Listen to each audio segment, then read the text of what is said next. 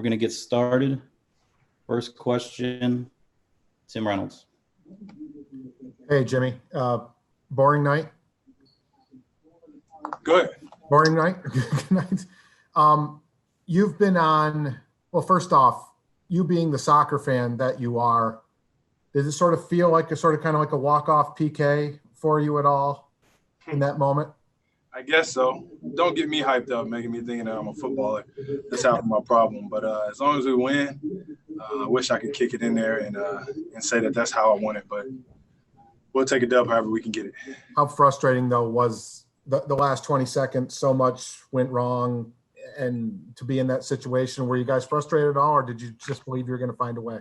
It's part of the game. We're going to find a way.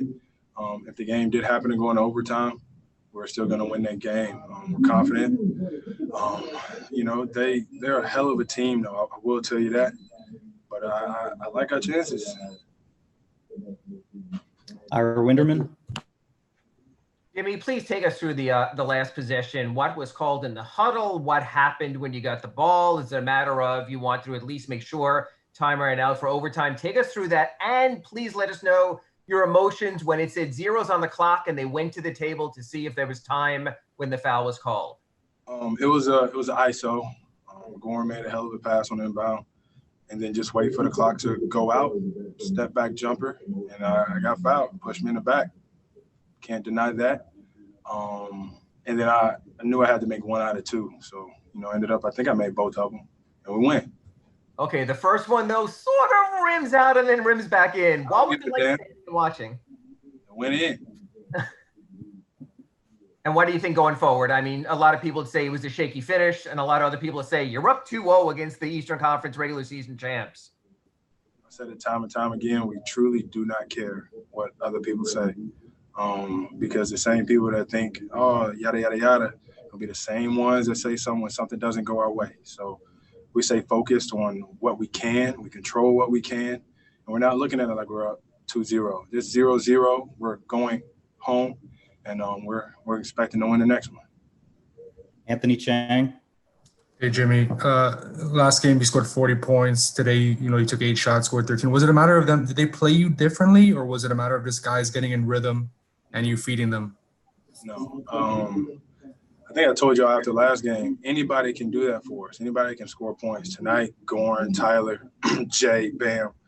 DJ came in and hit some big buckets. We got a team full of guys that aren't scared to take and make shots. I love this group. I don't need to be a 40-point per night scorer. That's not my role here. My role is to impact winning, and I think I did that on both sides of the ball tonight. Tim Bontemps. Jimmy, what was going through your mind when you got trapped in the corner there and ended up resulting in that turnover? I think with like 10 or 15 seconds left. Tried to shoot it in their basket, obviously. I almost made it. I don't know why I threw the ball so high. Like Goran could jump that high and grab it, but I saw Goran and I was thinking, throw it Goran's way. Actually, it's a terrible IQ play. You should never throw the ball towards the other team's basket. I had a lapse of judgment. And you've played in a lot of games, a lot of playoff games. You ever been anything like that last minute or so of that game with all the stuff that happened? No, I have not. But you never know what to expect in the playoffs. But we got to win out of it no matter what happens. 3 free throws for them, 2 free throws for us. We got a W in that column. Taylor Rooks. Jimmy, going away from the game just a bit, when you were walking off the court, I saw you look at Pat Riley and you said, you're healthy, so you don't have to worry about giving you a heart attack. Mm-hmm. But you guys seem to have such good camaraderie. There's always some moments between you guys. Describe that relationship, because I don't know if most players have that with their execs. That's the Godfather, man. That's the OG. A huge reason why I'm here, obviously.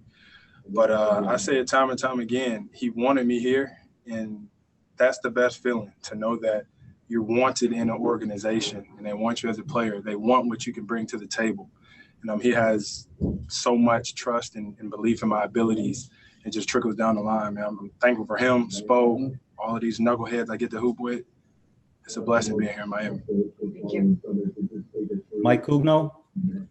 Hey, Jimmy, want to go back to free throws for a second. I noticed something. I don't think I've seen you do this before. You walked over to the net and you kind of grabbed the net, and maybe, I don't know if you were composing yourself. Is that something you were trying to do there to kind of relax, knowing the situation coming up?